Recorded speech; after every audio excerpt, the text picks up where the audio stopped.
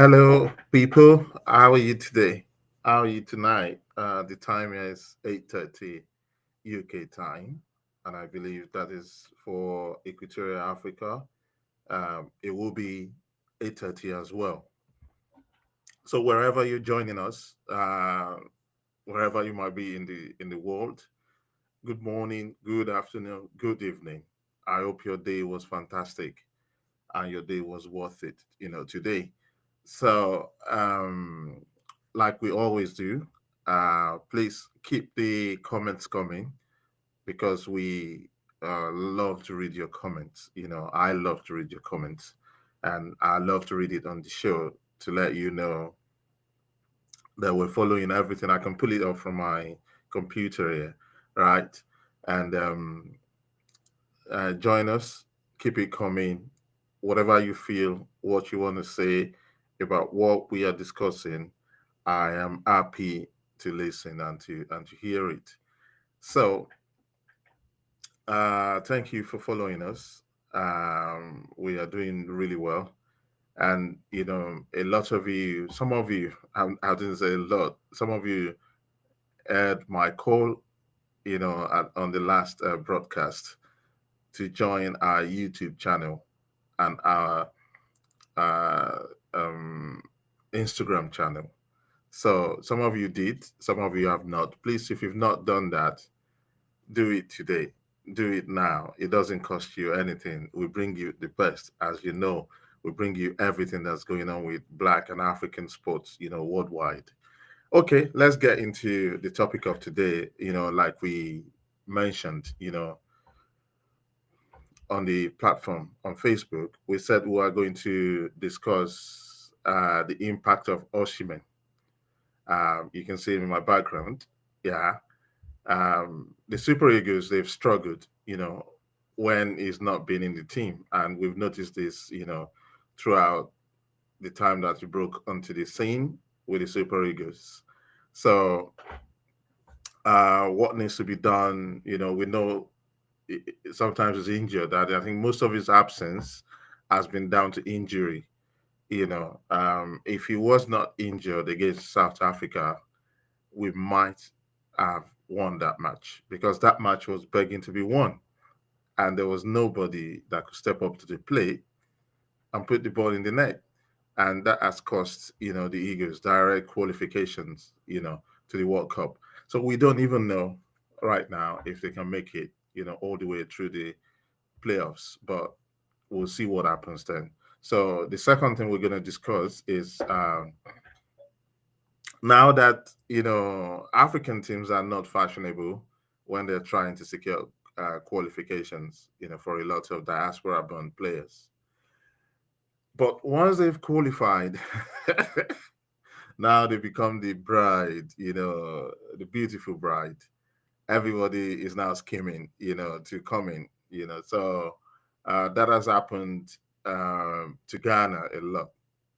They've qualified, and now there have been calls from so many people, from the government side, from sports writers, from all of these stakeholders who are, kind of like shopping their own players in to say, oh, why didn't you look at this guy? Why didn't you look at that guy? So we're going to discuss that as well. And then we'll look at the last things. One thing that I love and that has been happening is the fact that African coaches are now securing their pride of place, in global football, in African football. Let's say 10 years ago, 15 years ago, you're going to have a situation in which only one or two of those teams that are trying to qualify for the World Cup, so the Nations Cup, are actually Africans. So there's a reversal of that. We're beginning to trust more in African talent. And we're getting results. We're getting results. And then we're getting not only results, we're getting respectability. So that is going on. So let's get into it. Osimhen. Let's run through some stats, of Osimhen, and then see where we are with that with Nigeria. So I've done, some of the stats here. let's quickly go through it. So Osimhen starts with the Super Eagles is nothing short of spectacular. He scored 29 goals and provided 12 assists in 44 appearances for Nigerian Super Eagles, making him the second highest goal scorer for the national team and currently, pursuing Rashidi Yekini's record. It's just short of Rashidi Yekini's record by 9 goals. And I think within next year is going to eclipse that. That is for sure. So we don't have problem. You're looking at this guy who is going. In fact, he could score that 9 goals in the Nations Cup, WAFCON year that is coming up in Morocco in December this year. He could score all those 9 goals there. He could easily. So this guy is special in the sense that Rashidi Yekini is the best and the biggest striker that the national team ever had. And this guy is breathing down his neck, to eclipse all of his records. So uh 29 goals in 44 matches, averaging nearly a goal every 1.5 games. 8 goal shy of Rashidi Yekini's all time. Okay, it's 8 goals shy because it's caught, the hat trick. So yeah. It's got 3 goals. So it's not in short of spectacular, like I said, and hat tricks is the first Nigerian player to score 3 international hat tricks achieved against Sao Tome and Principe in 2022 and 2023. And the most recent was, the one against Benin Republic last week, you know. And it's not only scoring goals, it's one thing to score goals, is another to provide assists. Usually you will tag midfielders, offensive midfielders, number 10s with the ability to provide this assist. But Osimhen is doing that for the Eagles as well. So he has an all-round game, as you can see, that a clever coach can build something around. And I guess this is the reason why he's always, when he's not in the team struggles because there's no fighter who, if they are not having joy playing the number 9 role, scoring goals. And some of those, like Aroko Dari, I've watched him with when he plays with the Super Eagles. He's not the type of striker that comes into the midfield to join the game or out on the wings and then also straight into the number 9 area. So those kind of strikers are really difficult to mark. So if you look at Alexander Isak, that's what defenders say about him. You don't know where it's going to pop up, in that front line. It might be on the left, it might be on the right, it might be in the middle. You just know that it's going to pop up somewhere. Aro Kodari is not that, and that's why he's not getting all. He needs to be fed. He needs service and all of that to get the goals. You know, so his assist, speaks volume for itself. He's provided 12 assists in international matches, showing his contribution. Is beyond finishing. So he's surpassed legends like Shegun Odegbami, Yakubu Ayegbedi, Samson Siasia, and Obafemi Martins in terms of international goal. So now at this point, why did we struggle, or why have we struggled, with these Nations Cup qualifiers?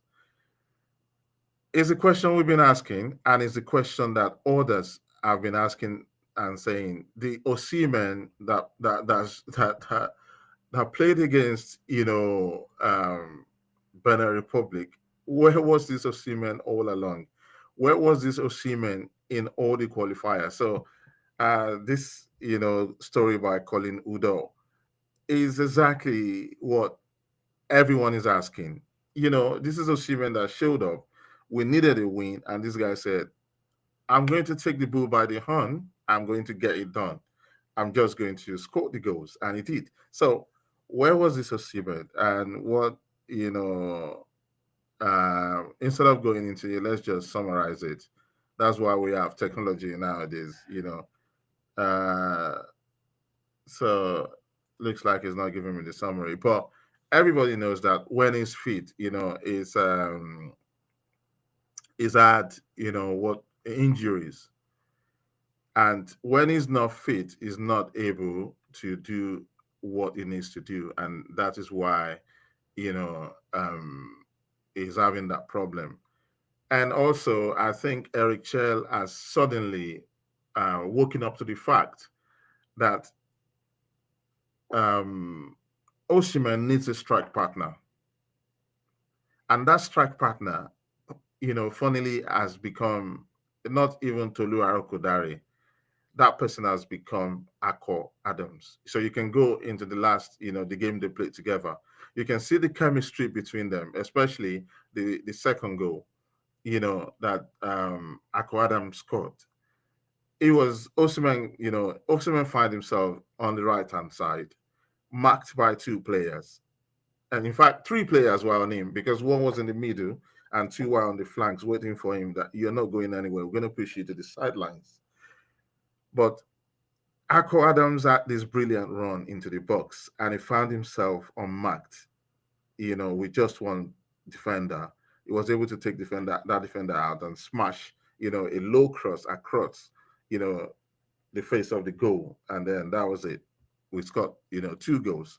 So this is exactly what has been happening. I think in the next game, and there's one thing that Eric Chell, did that I actually liked. If you saw that game, was that he found out that in the youth, teams, there has been a chemistry that has been ongoing between Chukwueze Samuel and Victor Osimhen. And if you look in the last two games, that partnership has come alive again. It's something that needs to be to be continued. We saw it; those killer passes. When you see that passes, just release. You see the first goal, released Osimhen, bang, and before you knew it, the ball was in the net. That is how you utilize the skills of Osimhen. You need players who can read the game and who can see those killer passes. What is missing from the Super Eagles at the moment is if you're using wing backs, no, it doesn't use wing backs, like the other coaches. It uses wingers.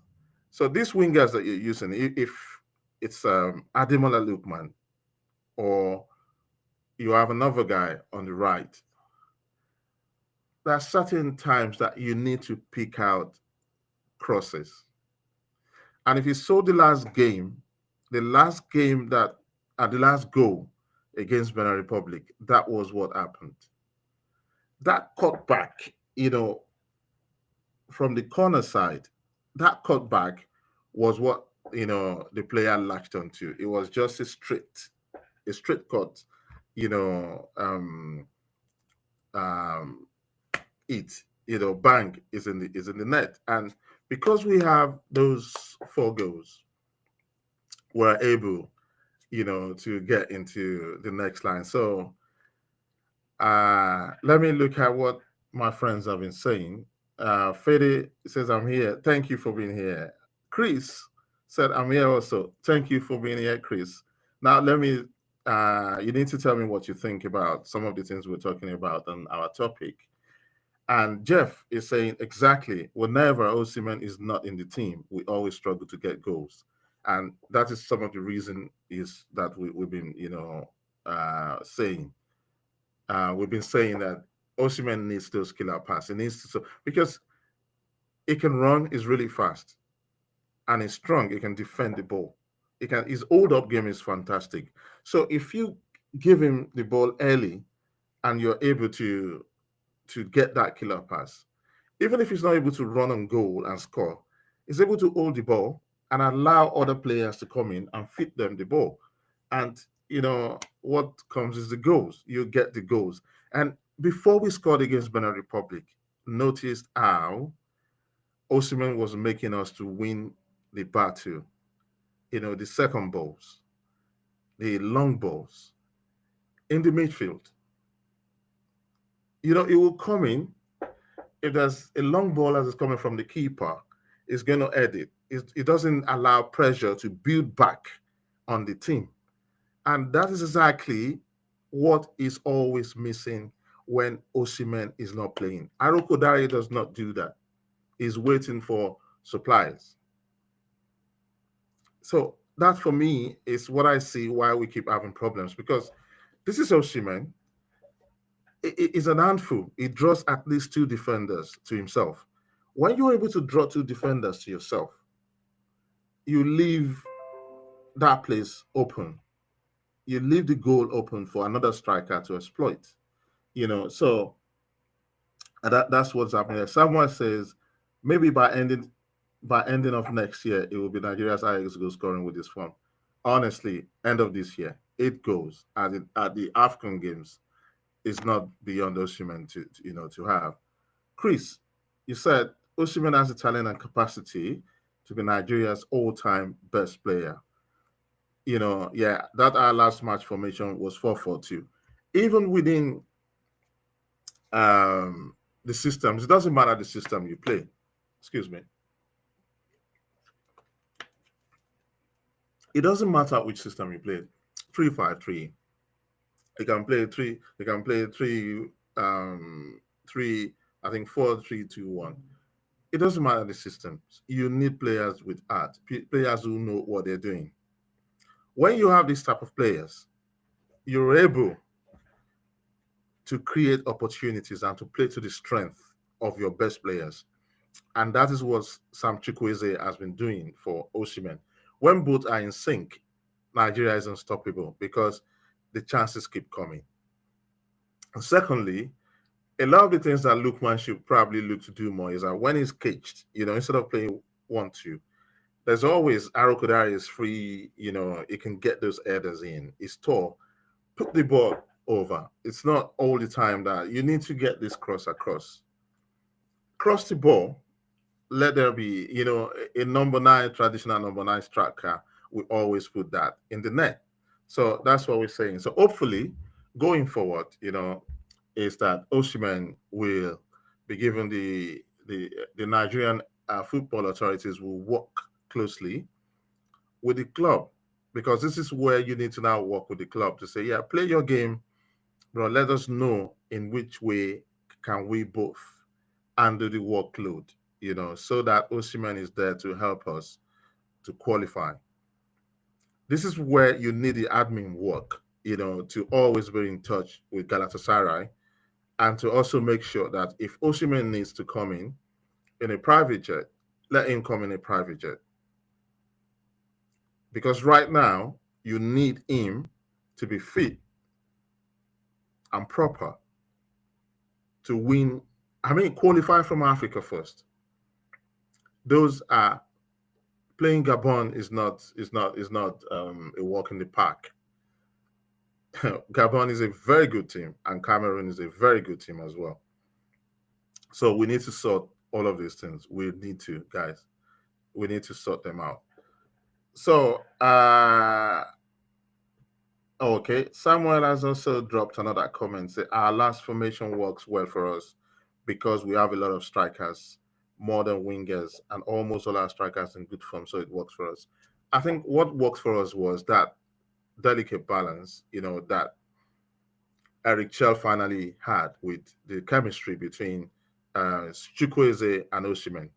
And also the fact that Osimhen really wanted this. For me, when you start to lose the second balls, you see, if a keeper kicks it long, if your keeper kicks it to your side, and you allow the ball to be won immediately by the opposing player, they set up an attack against you. And that is how a lot of those goals have happened. Second thing you can see with the way Nigeria plays is the urgency, the sense of urgency. So before, when there was no Osimhen in the team, we will pass the ball around, we will pass ourselves to death. And nothing happens. You don't have the end, result. But with Osimhen, he's always running at the defenders. So they really don't know what to do. If he's running at the defender,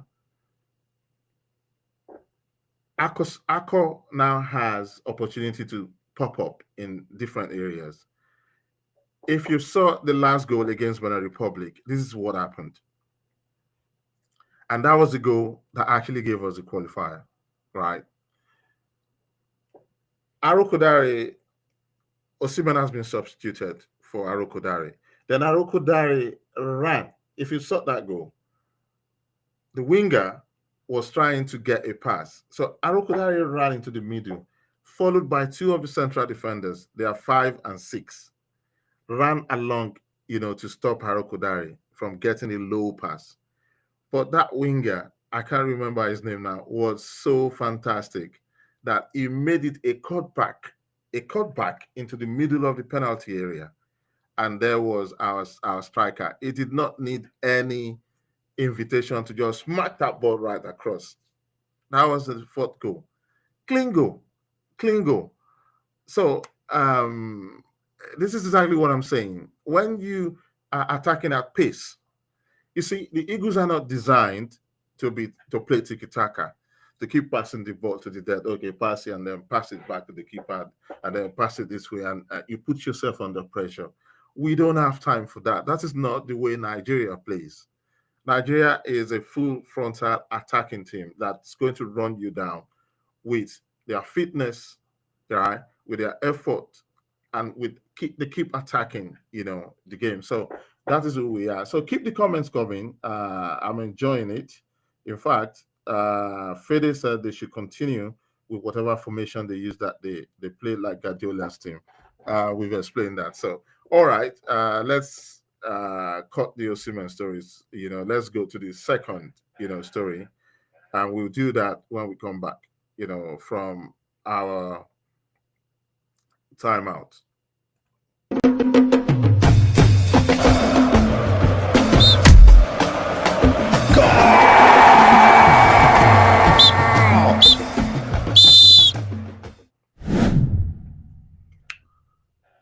Welcome back, guys. So let us discuss this issue. So Ghana qualified for the World Cup, and it was fantastic. So immediately Ghana qualified because I had a tab. Okay, Fede says that winger is Moses Simon, and the goal was scored by Onyeka of Brentford. Thank you, fantastic. I've got a lot of things going on, so sometimes I just can't get hold of the names. So thank you for letting me know. Moses Simon really played. Jeez, that is intelligent football. That is exactly what I want to see the Eagles do. Play intelligent football. It could have tried to target Arokodare, but that run of Arokodare took two defenders away. So when Onyeka struck that ball, there was nobody in front of him. He could see the old goal post, and he just, struck it. That is exactly, what we are saying, with intelligent football. When we play intelligent football, what can really happen? So now we're to the Ghana thing. So I was monitoring, the feeds, monitoring all the news feeds when Ghana qualified. And so you realize I started to see many articles and posts, talking about, let's bring in, this diaspora player. Look at this one, he might have a role to play. Look at this guy, he might have a role to play. I saw like two goalkeepers from Europe. Oh, they are Ghanaian descent. They are Ghanaian this, they are Ghanaian that.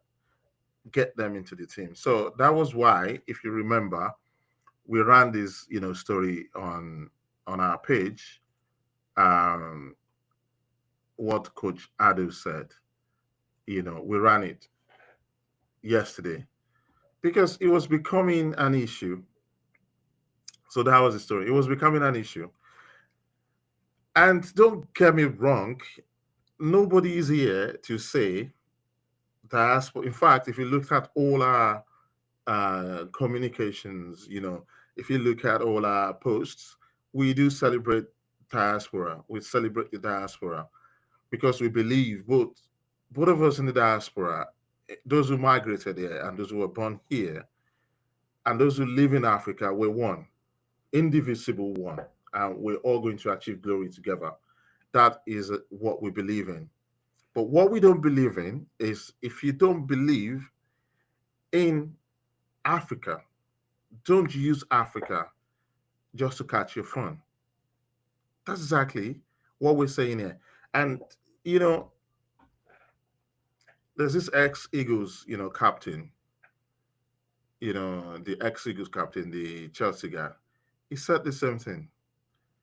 He said, it is not after you've pursued Western countries, England, Germany, France, Australia, and they rejected you over and over and over again. And when you're 27, 29, that you have less to offer. And that is when you remember Nigeria. We don't want players like that. We want players who want to play for African teams. We remember Sam Okaraji. In the time of Sam Okaraji in the 80s, I'm talking about the 80s, when they don't pay them $52,000 or 52,000 pounds a week, or £100,000 a week. I'm talking when these guys were getting $3,500 a week or so, or month. Sam Okaraji will buy his own ticket in Germany to come and play for the Eagles. And we have had stories that when he got to the camp, and the local Eagles don't have money, or don't have enough to just be boys, Okaraji will give them money. And we've had stories that at times, when their bonuses have not been paid, we know about this administrative incompetence from African teams. Okaraji will give them money. Yeah, that was the story. Thank you, Jeff. It was Michael Obi who said it, and we do agree 100% with Michael Obi. So we're talking about players who wanted to play for their fatherland. We're talking about these kind of players. Nobody had to beg Okocha. Okocha, in his days, is a royalty of football. But anytime Nigeria is to play, is back in Nigeria. I saw the clip of Sunday Olise in 2000 at the national stadiums in Lagos, African Cup of Nations. The final, we just lost to Cameroons on penalties.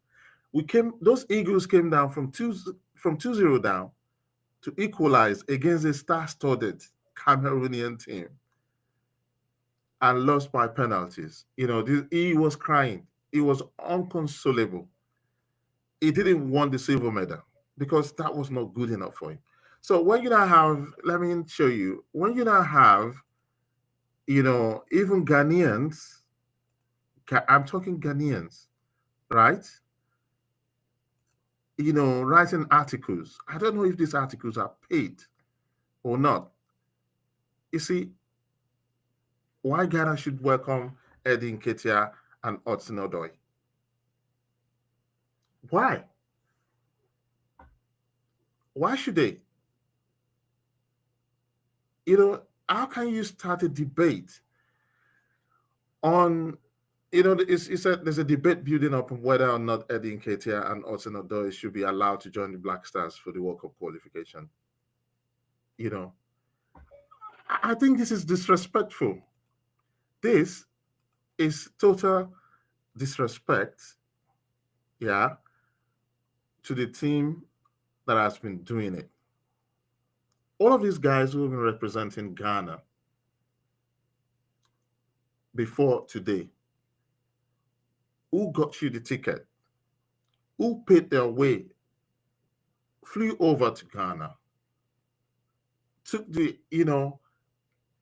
chance that they've been given, along with the risk of anything could have happened. Look at our Eagles. They were traveling back from the game with Namibia.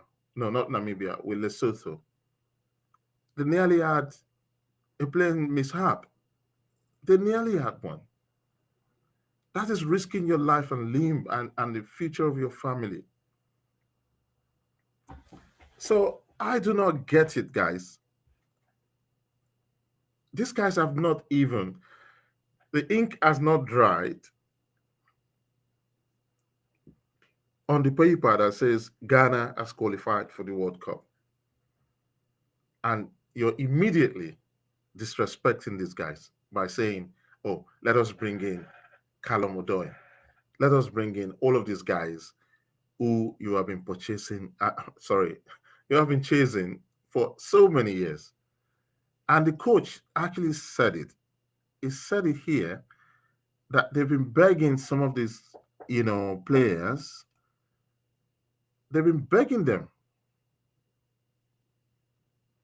If you can see here, foreign-born players. Do you know where Ghana has gone to play? I think they went to Mauritania. They went to so many far-flung countries. They're flying thousands of miles to go and play World Cup qualifiers in strange places to get this qualifier. Now, in Nketiah, what is he going to bring to that team? I don't understand. Nketiah could not cut it in Arsenal. Yes, he was coming off the bench and scoring some goals, And the funny thing is, Nketiah has represented England at all youth levels. In fact, at some point, if not, he held the record for the highest goal scoring in the youth, teams of England. What did I get in Nketiah? Nketiah only got one cap for England. With everything he did, he got only one cap for England. So, is he part of those players? Because the coach, when they ask him, this is, he says, when they ask him about this issue, he said, Black Stars head coach Otto Addo has disclosed that several foreign-born players have repeatedly turned down the chance to represent Ghana since 2021, despite consistent efforts by the national team to recruit them. So this comment followed reports suggesting that Callum Hudson-Odoi and Eddie Nketiah are now open to switching nationality to play for Ghana at the 2026 FIFA World Cup. You know what? And I think my colleague Kenny has the best answer to this. So he put up a post and he said, food is ready. You know what they call food is ready? So you're not part of the preparation of the food. Let me check the comment. Okay, Fede says that at the 2016, Mikel Obi also did almost exactly what Oparagi did. He paid the team's flight from USA to Brazil. The team got to Brazil 6 hours before their first match against Japan, which they won 6-3. This is what we're saying. We're not saying it's ideal that the FA cannot get their own team to the World Cup on time. But we're saying here that even when you have all of these problems in Africa, there are some players who still want to represent their fatherland. They want to pay respect. They want to show that, their coming into the team is not by fluke. They want to identify it with the problems that we've got as well. So, I don't know. Eddie Nketiah was booted out of Arsenal. He went to Crystal Palace. Went how many games? 10 or 12 games. No goals. He only started scoring. I think he scored the equalizer against Liverpool and scored another equalizer against another team. What is he going to bring to that team? And African teams, we love togetherness, we love culture, we're not this individualistic. We're not individualistic in nature and in philosophy. That's why when you see the African teams, they're dancing together, before they go into a game. If they're in the process singing, they're doing all of this, spiritual and communal, things to make their spirit work together. So are you going to jettison? I'm not saying that there's no room for improvement. At USA 94, Emin Nalo did not play the qualifiers. But because his position was the guy who was playing it was coming to the end of his career, and that place needed fixing. Emenalo was brought in to solve an obvious, problem. Ghana has not yet identified an obvious problem. Already, people are asking for Callum Odoi, asking for all these players, to come. No, I don't think that's what we want. If you're gonna, okay, let's say your Nketiah has not been called into the England national team for the last 3-4 years. So if you have been paying your way to join the Black Stars of Ghana to play qualifiers for the Nations Cup, they would have qualified for. Ghana did not qualify for Nations Cup. Otto Addo was nearly sacked. People were calling for his head because he didn't qualify. If he had not qualified for the World Cup, that's him gone. That's his career gone. He came all the way from European clubs, established clubs, Borussia Dortmund. He was a coach at Borussia Dortmund.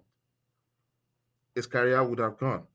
So if he's been asking Samuel Odoi, Callum Odoi, to come and play for Ghana, why have we not seen Odoi playing for Ghana?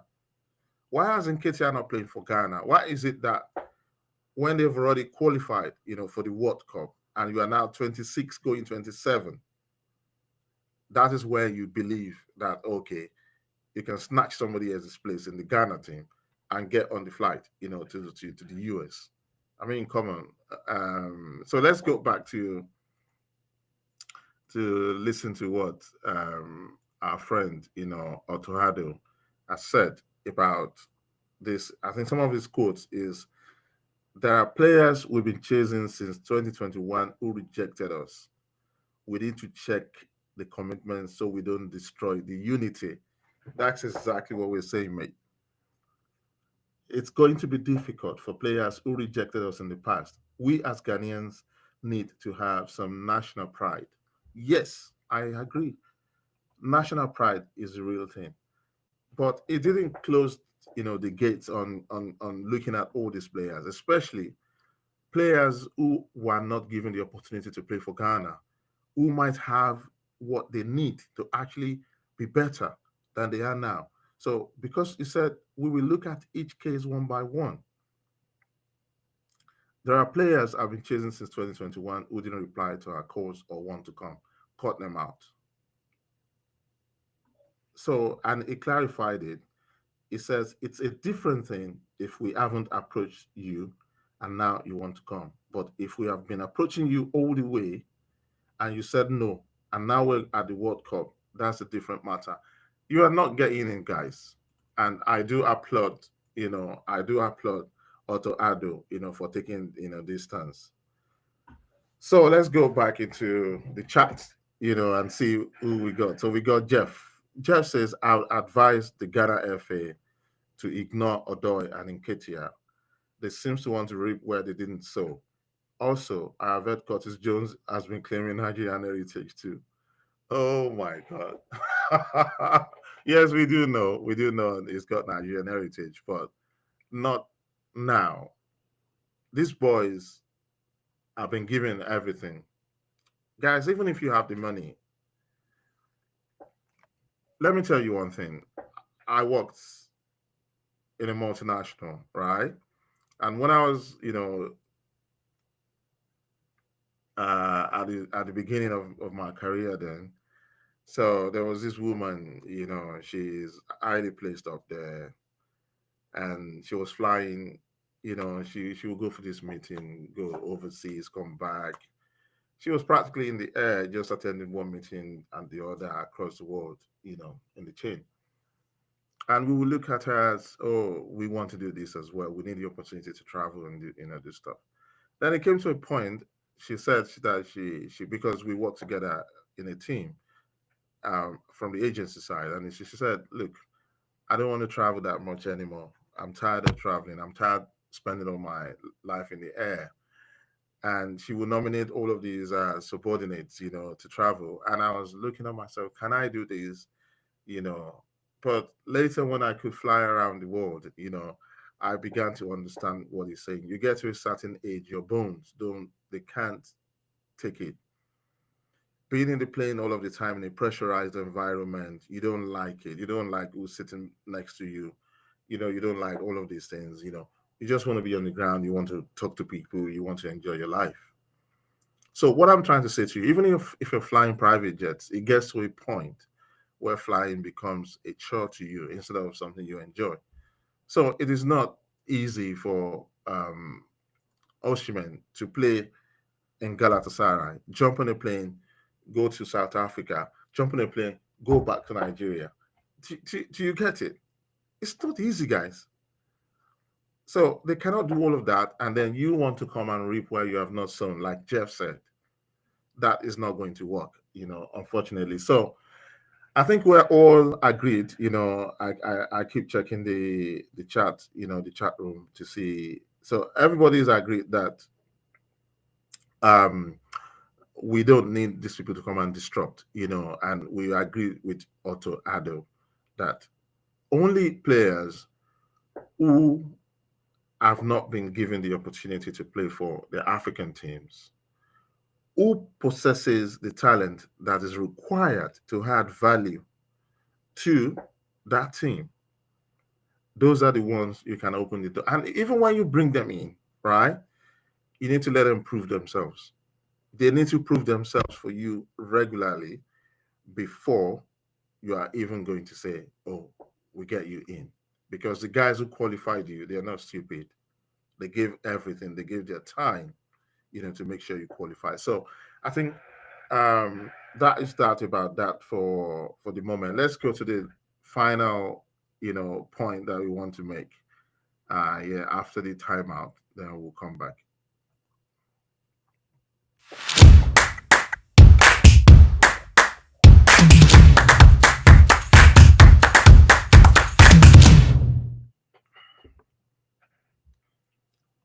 So welcome back again. So let's do this final thing.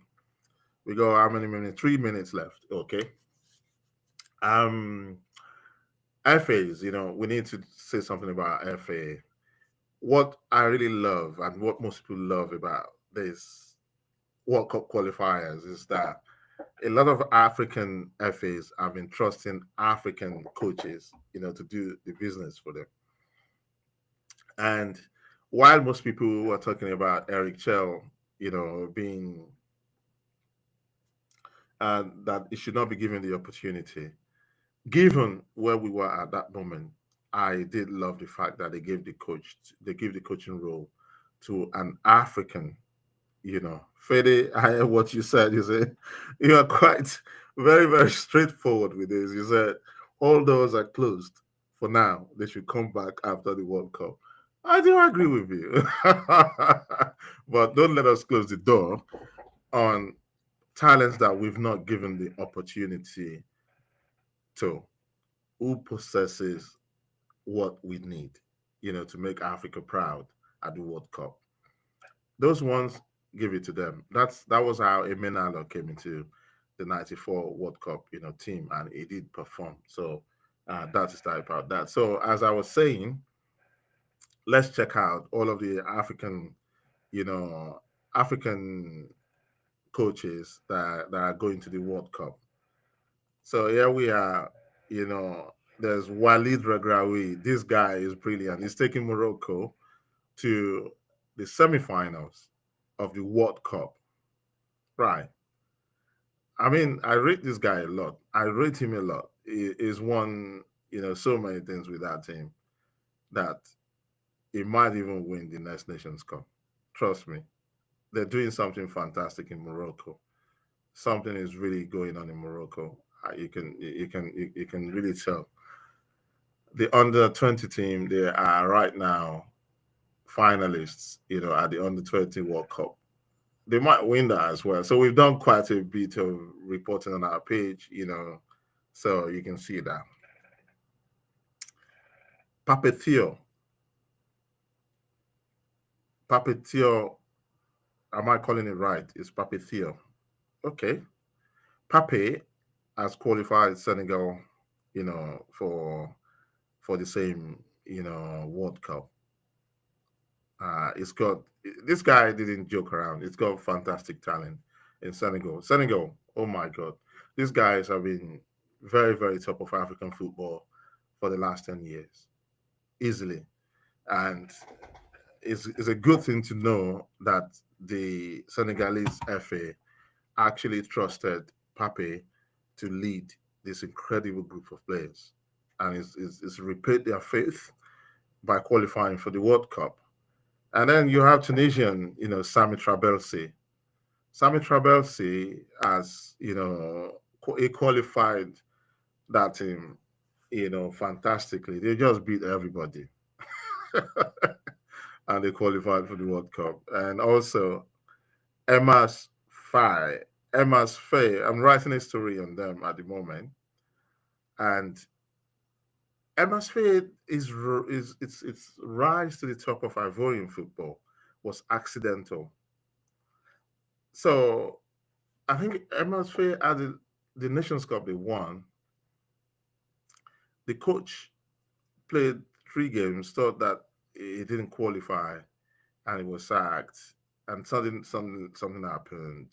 They find out that they will qualify, and he came into that, won it, just won the tournament, gave them the African Nations Cup since the 90s, and it's qualified him for the World Cup as well. So this guy, you need to look out for the story we're doing about him at the moment. Emma's Faye, Ivorian, Cote d'Ivoire. This guy knows what he's doing. Keep an eye out for him. Now, this team that you love, we posted a story about their girls, Cabo Verde. Cabo Verde, Pedro Brito is their coach, and is taking them to the World Cup as first timers. And then we have Otto Addo of Ghana, ex, player, ex international player. I think most of these guys are ex internationals. The only one I don't know about it's Pedro Brito, but I'm going to do that research if he played for Cabo Verde before. Otto Addo is an ex international, and then when he finished playing, he took up a coaching role at Borussia Dortmund, and he was called to lead the Ghanaian team, and he's done brilliantly well. Apart from the fact that he did not qualify for December's African Cup of Nations, and we know what that happened because there's a lot of problems with the Ghanaian FA and the organization of their team. That was what cost them that qualification. But it's qualified for the big one, which is the World Cup. Now, can Ghana go and do what they've done before, get to the semifinals? No, to the quarterfinals. I think they were robbed of getting to the semifinals. But that's a story for another day that we're going to do. They were robbed. Ghana was robbed, Otto Addo, can you take them to the semifinals? So that's your job. Now, Osam Hassan, one of the best players to ever come out of Africa, one of the best players to ever done, the colors of the Egyptian national team. He's got a twin brother as well, that also plays football. But Osam has been the standout one, and he's qualified them for the World Cup. If my memory serves me well, I think he won the Nations Cup with the same team. I don't know if you remember. Please let me know in the comments. Let me check the comment side chat. Oh, this is Fede.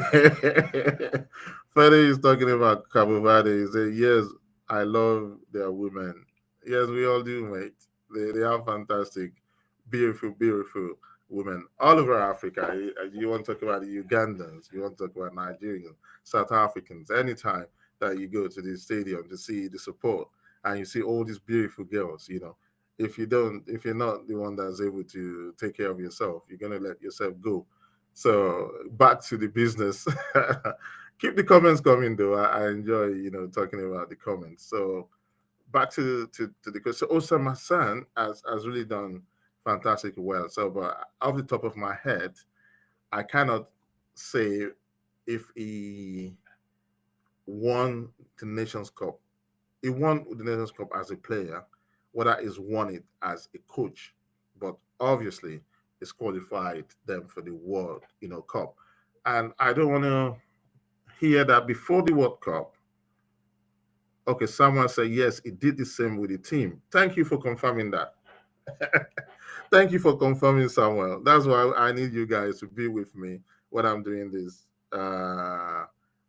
We need to do it together. So I don't want to hear, even if Nigeria qualifies at the end of the day, please let Eric Chell go to the World Cup. Let him do what he needs. See, we've seen so many injustices that African African coaches will qualify the team for the World Cup, and then you go and bring in these Europeans, and then you see lose every game at the World Cup.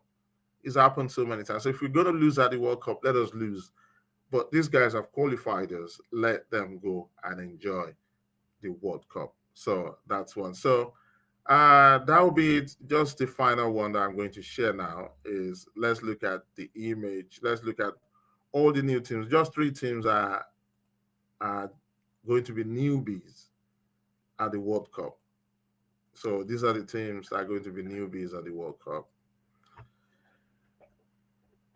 Uzbekistan is a first time of qualifying. If you don't know, they are petroleum, crude oil, supplying nation as well. They've got money, but they spend their money really well.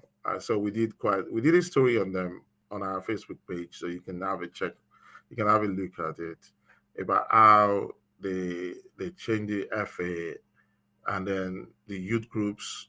They put money into the youth groups, and all of that put together, they had a goal to qualify for 2026 World Cup, and they did it in style. See, that is what the power of planning is. That is what the African football associations need to understand, and that is what African governments need to understand. So Uzbekistan is not just a story. The another team that will be their first time ever will be Jordan. So this Arabian team, they've also done the same. They've put money into the age grade, teams, and we see the result.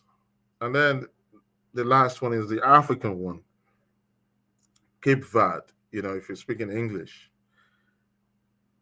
they speak Portuguese in that country, and it's called Cabo Verde. So if it's Cabo Verde or Cape Verde, you're right.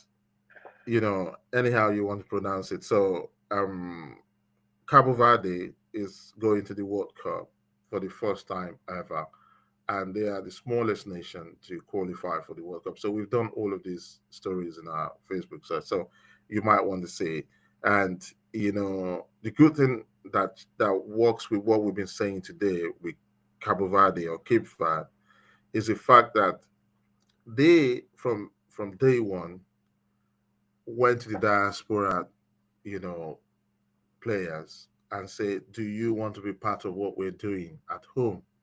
So if you look at that team, the bulk and the majority of the Cabo Verde team are Cape Verde in. Someone said, who would watch Uzbekistan versus Cape Verde in this World Cup? Really loves big countries. Guys, this is the reason why we love the World Cup. We love the World Cup because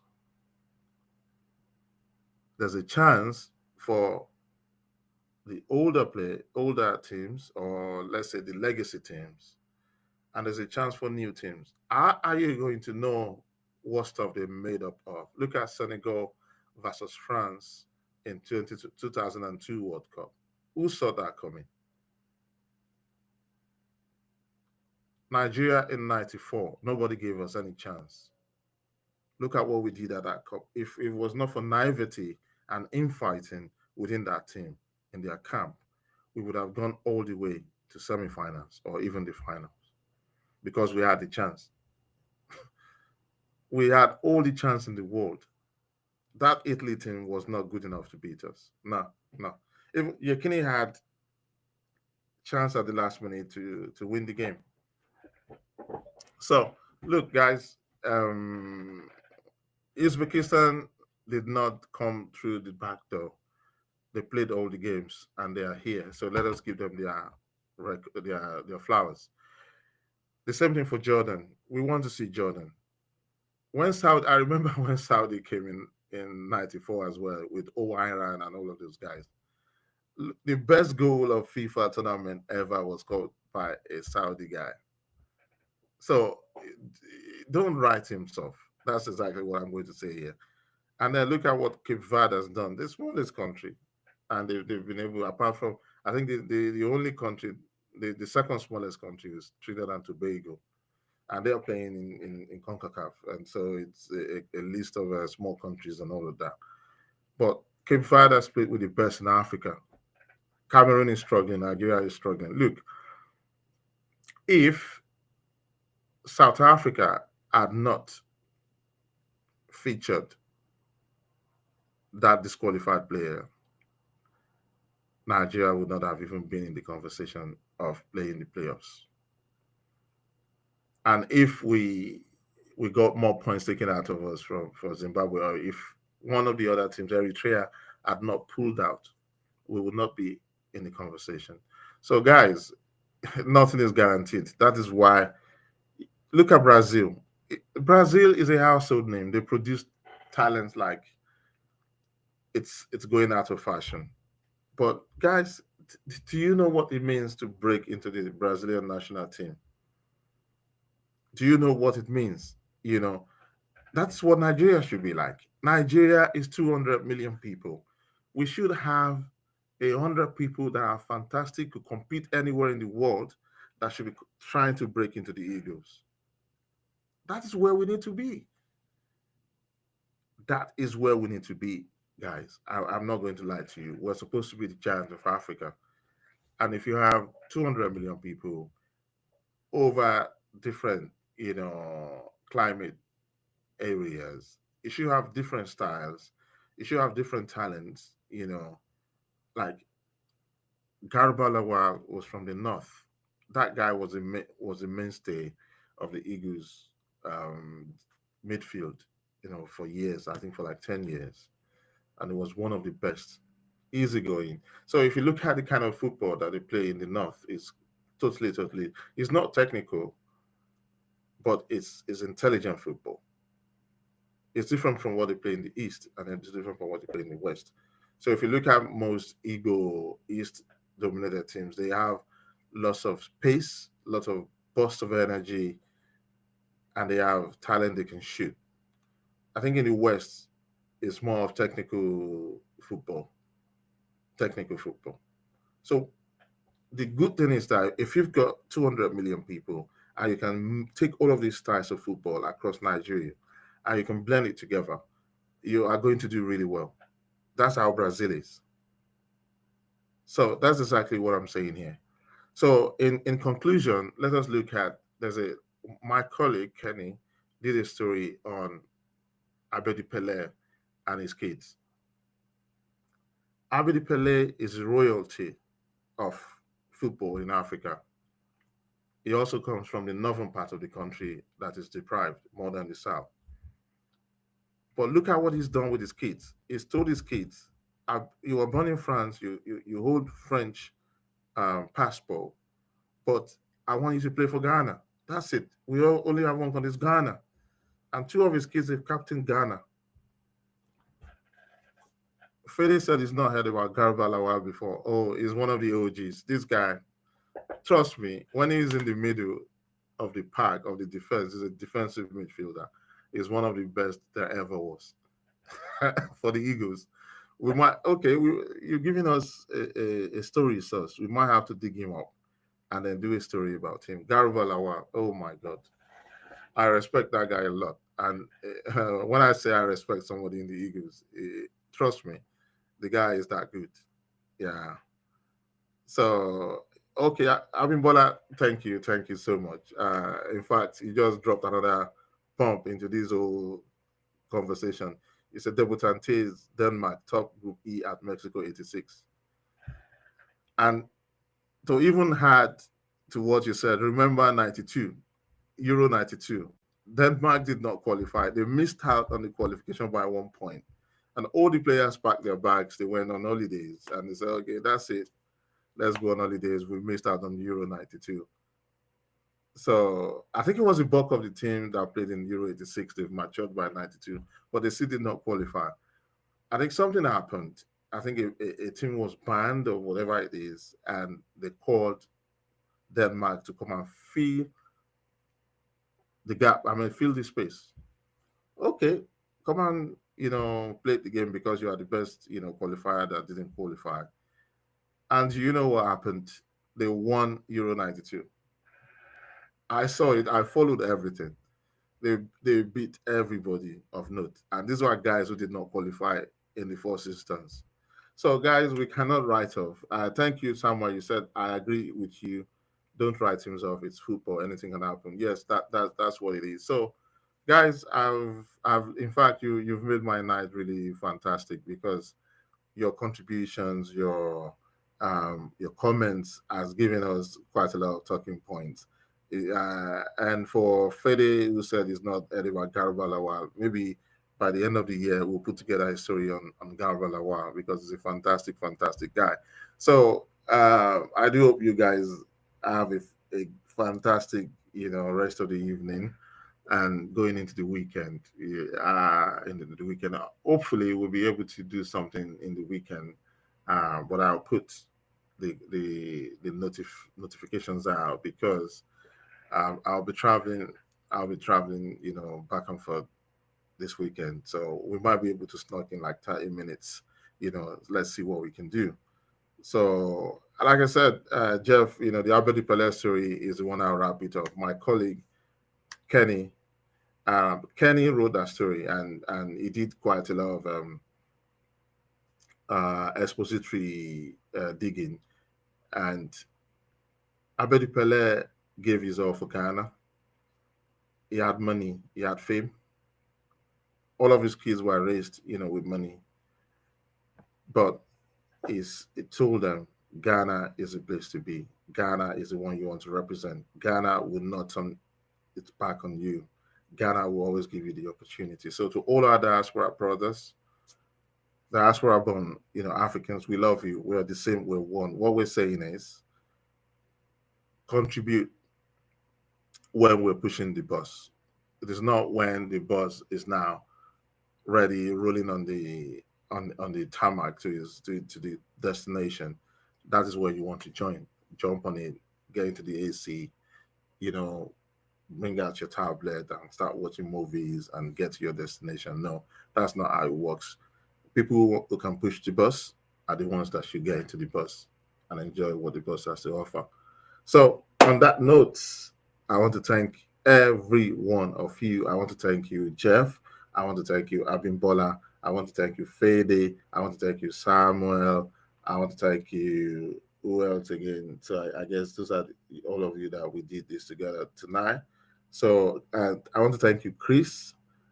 Chris was also here. So yeah, I want to thank every one of you. So let us do this again at some time. I'll put up, the meeting when we're about to meet like I do, and then we can all have a fantastic, time together. So whatever you do, be good because that's who we are and what we are. So good night, guys.